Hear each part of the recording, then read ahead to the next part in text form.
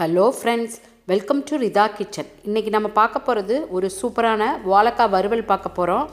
இது ரொம்ப டேஸ்ட்டாக இருக்கும். வாங்க எப்படி செய்கிறதுன்னு பார்க்கலாம். நான் வாழைக்காய் ஒரு 3 வாழைக்காய் எடுத்து இந்த மாதிரி ஸ்லைஸ் பண்ணியிருக்கேன்.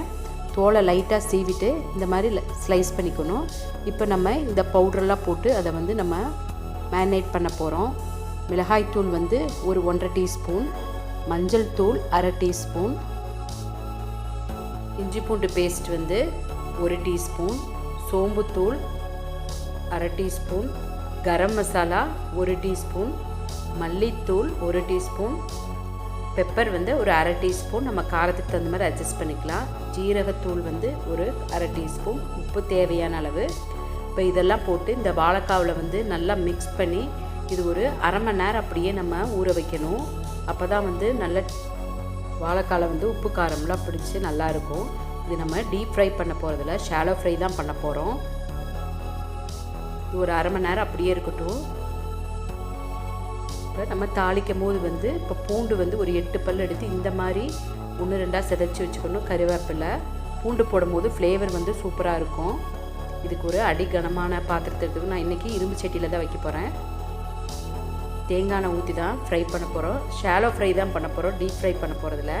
ஒரு 3 டேபிள் ஸ்பூன் தேங்காய் எண்ணெய் விட்டு, தேங்காய் எண்ணெய் நல்லா காஞ்சோன்னே கருவேப்பிலை சேர்த்துக்கணும். கருவேப்பிலை நல்லா பொரிஞ்சோடனே நம்ம பூண்டும் சேர்த்துக்கலாம். பூண்டு நம்ம இந்த மாதிரி எண்ணெயில் சேர்த்து செய்யும் போது ஃப்ளேவர் சூப்பராக இருக்கும். இந்த வாழைக்காய் வறுவல் நம்ம தயிர் சாதம், லெமன் சாதத்து கூடலாம் வச்சு சாப்பிடும் போது சூப்பரான காம்பினேஷனாக இருக்கும். இங்கே ட்ரை பண்ணி பாருங்கள். உங்களுக்கு பிடிச்சிருந்துச்சின்னா மறக்காமல் ரிதா சேனலை சப்ஸ்கிரைப் பண்ணிக்கோங்க. இந்த பூண்டு நல்லா பொரிஞ்சோடனே நம்ம வாழைக்காவை சேர்த்துக்கலாம்.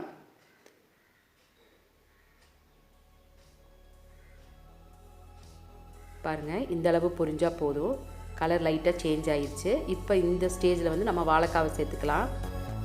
இது ரொம்ப சிம்பிளான ரெசிபி தான், ஆனால் டேஸ்ட் ரொம்ப சூப்பராக இருக்கும். பாருங்கள், இந்த மாதிரி சேர்த்துட்டு இது நல்லா மிக்ஸ் பண்ணிக்கலாம். மிக்ஸ் பண்ணிவிட்டு இது கிட்டத்தட்ட ஒரு 15 to 20 மினிட்ஸ் அப்படியே அடுப்பில் வச்சுருக்கோம். நல்லா முருகணும். நல்லா முருகனா தான் நல்ல டேஸ்ட்டு சூப்பராக இருக்கும். அதனால தான் நம்ம அடி கனமான பாத்திரத்தில் வச்சோம்னா அடி பிடிக்காது. இதை மூடி வைக்கக்கூடாது. மூடி வச்சா நமக்கு தண்ணி விட்டு ஒரு மாதிரி வாழைக்காய் சொத சொதன்னு ஆயிரும். மூடி போடாமல் நம்ம அப்படியே வச்சுக்கலாம். இடையில மட்டும் நம்ம மிக்ஸ் பண்ணி விட்டுக்கலாம். பாருங்கள், கொஞ்சம் கலர் சேஞ்ச் ஆக ஆரம்பிச்சிருச்சு. மறுபடியும் நம்ம கிளறிக்கலாம். இப்போ ஒரு 7 மினிட்ஸ் ஆயிடுச்சு. இன்னும் ஒரு 15 மினிட்ஸ் இருந்தால் சூப்பராக வாழைக்காய் ரெடி ஆயிரும். கீழே எல்லாம் முருகிருச்சு. நம்ம அடிக்கடி கிளறி மட்டும் விட்டுக்கணும்.